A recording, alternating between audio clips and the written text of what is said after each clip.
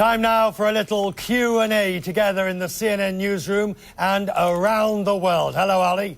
Hello again, Richard. We normally tackle the top stories of global finance, innovation, and intrigue. Today we're focusing on news of an upcoming royal wedding. I can feel your bosom swelling with pride at the royal nuptials, Ali. Prince William is officially engaged to Kate Middleton. It's a story that's burning up the airwaves and the internet around the globe, not just here in London. But why is everyone so fascinated? Ali, I went first last week, so it's your turn first. 60 seconds on the clock. All right, let me start by saying not everyone is fascinated by the royals. Quote, the fascination with the royals is largely a media-created illusion, end quote, reads a post on my Facebook page. But I think the monarchy remains relevant, and not just to Brits like Richard. Elizabeth II is obviously Queen of the United Kingdom, of Great Britain and Northern Ireland. She is also Queen and head of state of 15 other independent sovereign nations, including Canada, Australia, and New Zealand. I like the idea of a head of state operating separately and independently from an elected government.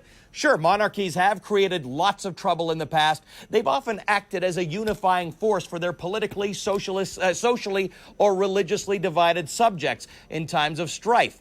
And they serve as remarkable goodwill ambassadors to the world. How much is that worth? Well, that's up to each country, although dodgy royal behavior doesn't help their dwindling cause. Nepal, by the way, abolished its monarchy in 2008, but as we've seen in the last few years, we can't always count on elected officials to do the right thing, Richard. All right, here we go. And the voice... I'll remove my hat out of respect. Well, more like out of humour. Here we go. The monarchy and the voice. Rule Britannia. It's enough to get any true Englishman's heart just swelling with pride. Yes, we have been fascinated by this royal event. But why? I think the reason is because you have to be born to be royal. You can't just join the club unless you're married to it. You actually have to be born into it. But that's not all. Whilst there is glamour, and yes, you get your face on a teapot or a teacup, there is duty as well.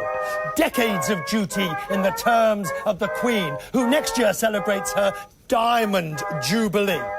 Ultimately, though, being royal is all about having that little bit of extra that none of the rest of us can ever have. And that's what attracts us to this family.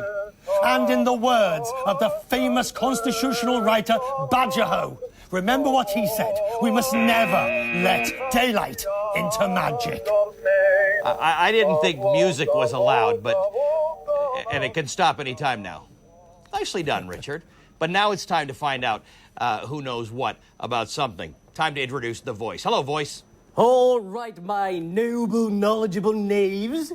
This week we delve into all things royal. Last week, Richard, you took the crown winning the quiz, but Ali, old bean, keep a stiff upper lip. Given the topic, you've still got a chance, no matter how slim it may seem. Gentlemen, grey matter at the ready. Here is your first question. What is the world's oldest continuous monarchy? Is it A, Japan, B, England, D, Denmark, C, Denmark, D, Monaco? Which is it? Ali? I say it is Denmark. I say you are wrong. Richard? Well, the question is it the chrysanthemum of Japan or the England or Monaco? I am going to go... Japan. Japan. Go Japan. Yeah. Richard Quest is correct. It is indeed Japan. Japan's imperial dynasty is believed to have started in the 600s BC. Way to go. Next in the question queue, according to Forbes magazine, which the voice has never read, but I do love OK magazine, very saucy. According to Forbes magazine, which royal is the world's richest? A, Queen Elizabeth. B, Sultan of Brunei.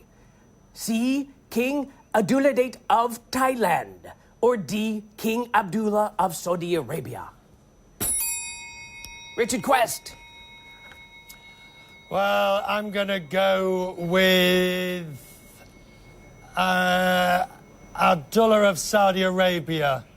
And I'm gonna go with wrong. Ali. Yeah. Sultan of Brunei. Wrong. Richard Quest. Oh. Then I mean, it can't be the Queen of England, so it must Can't be be, no. Thailand. Correct. Huh. The King Abdullah family fortune is estimated at around $30 billion. 2 for Richard Quest.